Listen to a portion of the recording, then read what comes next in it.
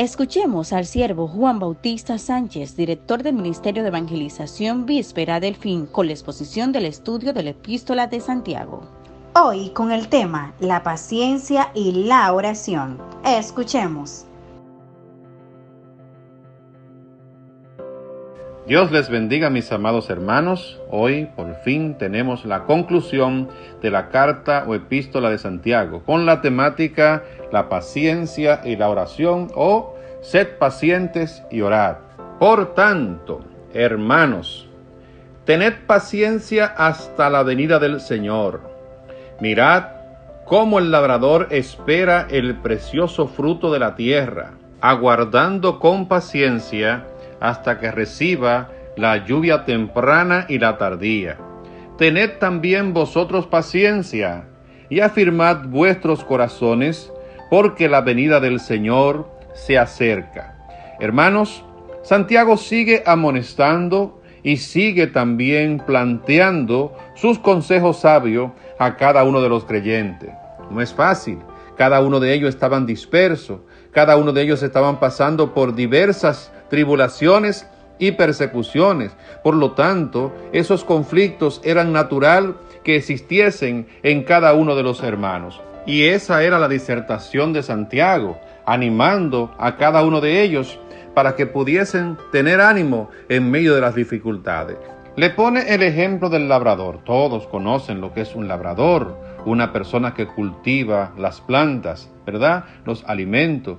El sistema de cultivo de aquel entonces no era el sistema de ahora, pero en aquel entonces, cuando solamente se dependía de la lluvia temprana y la tardía, en las épocas para poder sembrar, pues es el ejemplo válido. Miran cómo el labrador espera el precioso fruto de la tierra, aguardando con paciencia, sin ninguna desesperación, hasta que pudiese recibir la lluvia temprana y tardía para poder completar el ciclo del cultivo de sus alimentos. De esa misma forma, de la misma manera en que el labrador espera la lluvia con tranquilidad para que pueda hacer el efecto en las plantas que ha sembrado, así también debemos nosotros tener vosotros paciencia y afirmad vuestro corazón. ¿Con qué vamos a afirmar nuestro corazón? Con cada una de las enseñanzas que están en la palabra de Dios. Y Santiago pues está diciendo en este caso, afirmen vuestro corazón. ¿Cómo? Con la paciencia y también con todo lo que le he disertado y le he enseñado a través de esta carta,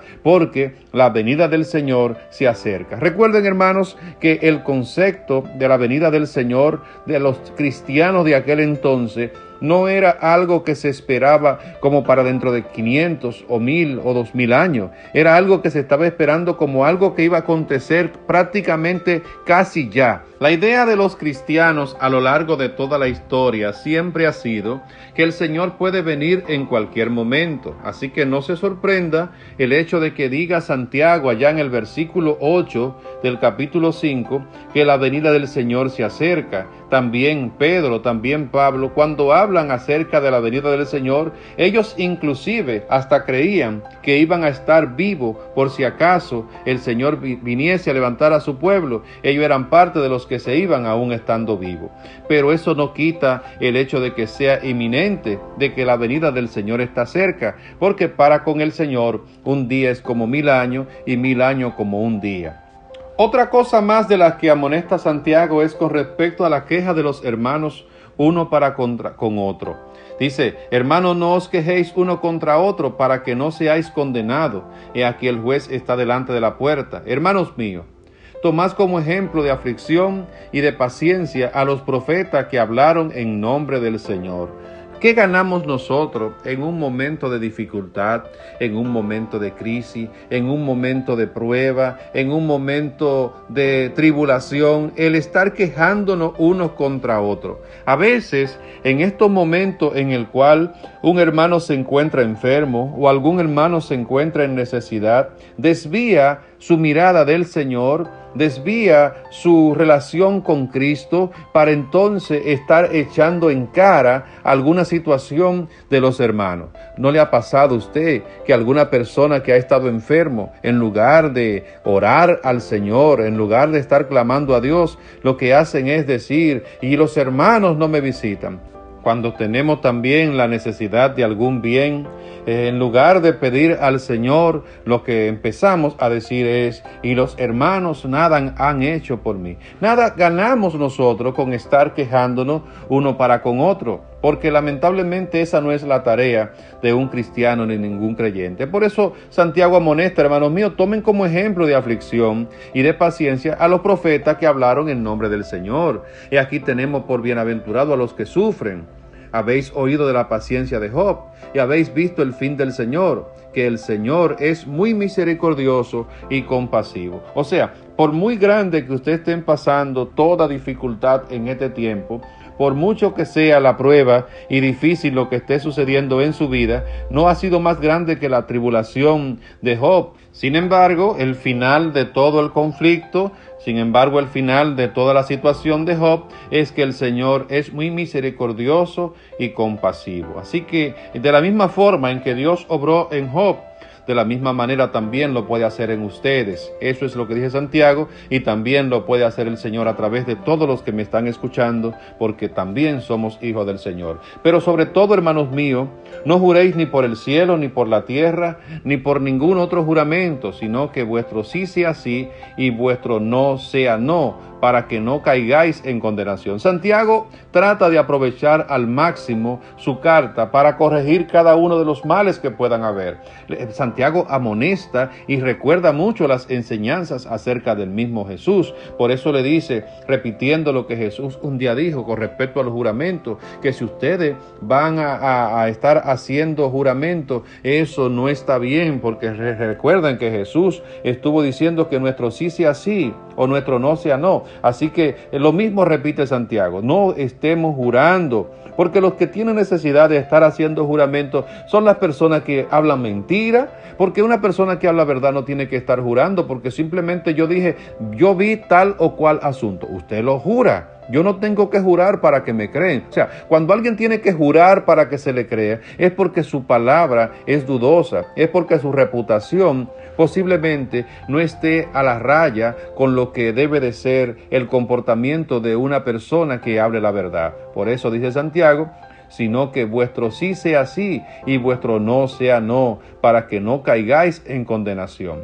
Ahora viene una de las enseñanzas más claras de Santiago cuando toma la recta final de su exposición. ¿Está alguno entre vosotros afligido? Haga oración. ¿Está alguno alegre? Cante alabanza. ¿Está alguno enfermo entre vosotros? Llame a los ancianos de la iglesia y oren por él, ungiéndole con aceite en el nombre del Señor. Entonces yo pregunto, si la Biblia dice, ¿está alguno entre vosotros afligido? ¿Qué debe de hacer? Hacer oración. ¿Por qué alguien dice que en medio del dolor, en medio de la aflicción, es mejor cantar? En medio del dolor, en medio de la aflicción, hay que alabar el nombre del Señor. En medio de ese hijo que usted perdió, en medio de ese hermano que falleció, en medio de que su padre ha muerto y se ha ido con el Señor, eso es un momento para estar glorificando el nombre del Señor. Eso es un momento para estar dándole gloria y alabanza y aleluya y hasta danzar en el Espíritu Santo. ¿Es eso lo que dice la Biblia? A veces nos convertimos en insensibles, y no porque el Señor nos manda que seamos insensibles, sino que nuestra falta de sabiduría y nuestra falta de entendimiento, y no lo quería decir, pero lo voy a decir, y nuestro fanatismo religioso hace que muchas veces las personas del mundo nos vean como locos. Porque la misma Biblia te está diciendo, hermano, usted está afligido. ¿No recuerdan a Ana cuando estaba afligida pidiendo a Dios un niño para que Dios le diese un hijo? ¿Ah? ¿Cómo estaba Ana? Cantando y alabando y adorando al Señor. Estaba afligida haciendo oración, hermano. Por eso la Biblia nos manda que actuemos con respecto conforme a las Escrituras. Usted está afligido, usted no tiene la obligación de estar diciendo gloria a Dios y aleluya. Usted tiene que orar en ese momento. Eso es lo que dice la Biblia. Ahora bien, usted está alegre.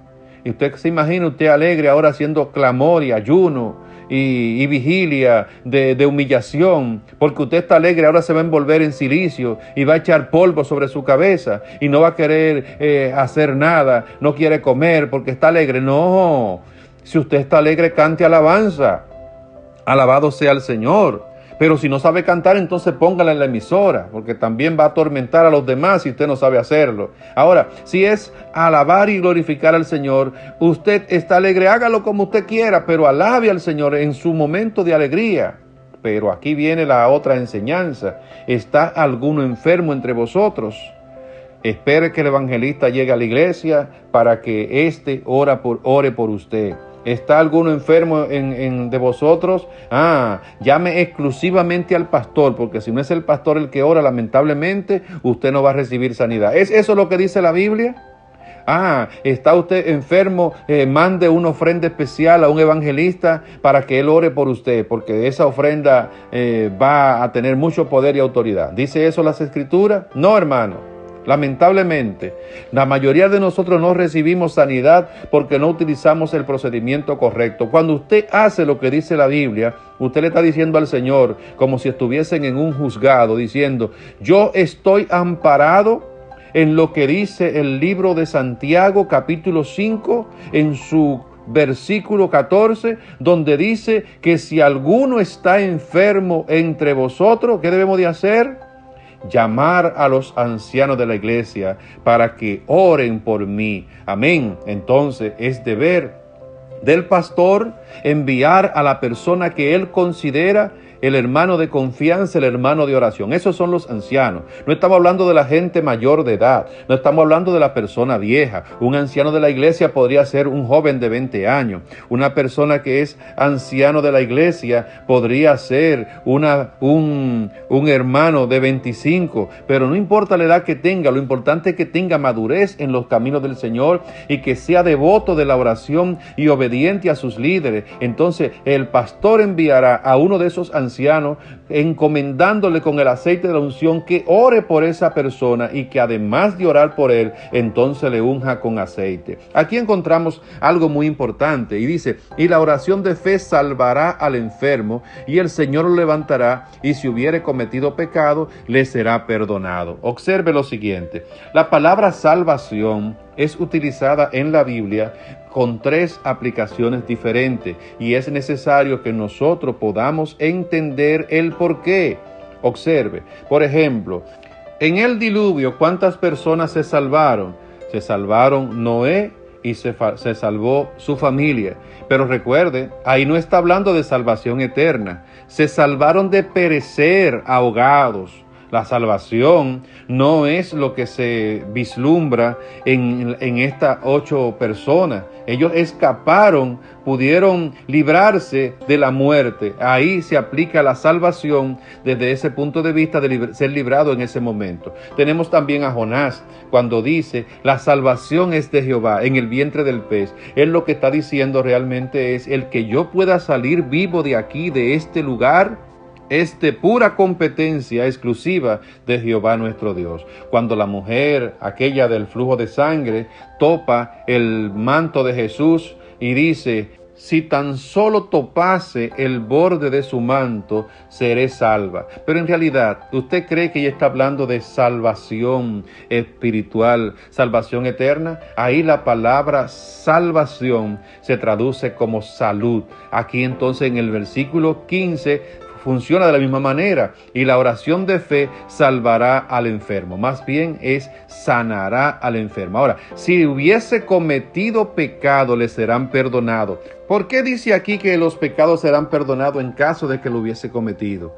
¿Por qué mandaron también a un anciano, a un par de ancianos de la iglesia para que oren por él? Porque el anciano de la iglesia es una persona que además de tener años en el evangelio, también es una persona de sabiduría. Me mandaron a orar por alguien. Yo hago el papel de anciano ahora. Yo estoy obedeciendo a mis líderes, mis pastores que me envían a orar por fulano de tal. Yo, aparte de orar por él, hermano, ¿cómo usted se siente y cómo le va? ¿Todo bien en su vida, siervo? Ninguna novedad. Solamente la enfermedad le está azotando o hay algo mediante el cual usted haya tenido que estar luchando últimamente. Ahí entonces viene la confesión. Sí, hermano, mire, ahora que usted lo dice, yo tengo un problemita con un hermano o yo tengo un problemita con algo que hice, pero que lamentablemente yo no sé cómo poder lidiar con eso. Hasta creo como que esta enfermedad que estoy padeciendo podría ser consecuencia de ese pecado que tengo agachado, de ese pecado que tengo escondido. ¿Ve? Porque el hermano que es es anciano de la iglesia, no solamente va a orar por esa persona, va a pasar un momento ameno con esa persona y va a tratar de sacar a flote, a la luz, cualquier cosa que esté andando mal, porque sí es verdad que hay muchas enfermedades que vienen producto de la contaminación ambiental, también hay enfermedades que vienen por la desobediencia. Entonces, por eso aquí Santiago habla de algo que ni tan siquiera parece ser como si tuviese coherencia, pero sí, confesad vuestras ofensas unos a otros y orad unos por otros para que seáis sanados. La oración eficaz del justo puede mucho. O sea, aquí habla de dos tipos de salud. Primero, la salud física, que tiene que ver con la enfermedad, pero también habla de confesar vuestras ofensas, no como los sacerdotes y los religiosos han interpretado de que yo tengo que confesar mis pecados al pastor para que él me perdone. No, es la falta que yo cometo contra la otra persona, porque si yo no he ofendido al pastor, yo no tengo que confesarle al pastor ningún pecado que yo haya cometido. Yo tengo que confesarlo es a Dios, no a la persona que no lo haya cometido. Ahora, si también he cometido un pecado contra un hermano o contra una persona, yo debo hacer esa confesión y decirle que me perdone por eso que cometí delante de Dios y delante de Él. Por eso la oración eficaz del justo puede mucho. ¿Quién es el justo aquí? Los ancianos que van allá a orar por el enfermo. Ahora nos ponen otro ejemplo, y es el caso de Elías. Era un hombre sujeto a pasiones semejante a las nuestras y oró fervientemente para que no lloviese. ¿Y qué sucedió?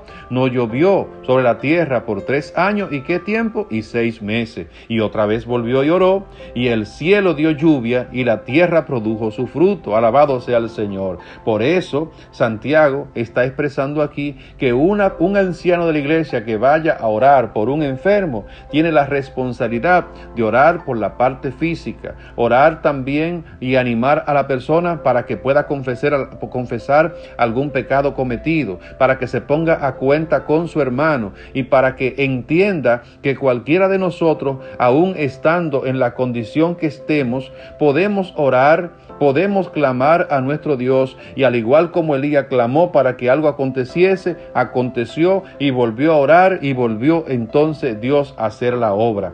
Ahora Santiago, al final de su exposición, está hablando acerca de cómo nosotros podemos hacer que los descarriados vuelvan. Si alguno de entre vosotros se ha extraviado de la verdad y alguno le hace volver, oiga bien, sepa que el que haga volver al pecador del error de su camino, salvará de muerte un alma y cubrirá multitudes de pecados. Hay muchas personas en las iglesias que son posibles descarriados. Hay personas en los templos que son propensos a descarriarse, y es porque han tomado un camino de interpretación errada de las Escrituras, o han tomado una actitud que no es necesariamente la correcta delante de la palabra de Dios. Nosotros como personas espirituales, nosotros como personas de conocimiento, nosotros como ancianos de la iglesia, vamos a tener la responsabilidad de instruir debidamente al creyente sobre el error que ha cometido. No podemos satanizar a un cristiano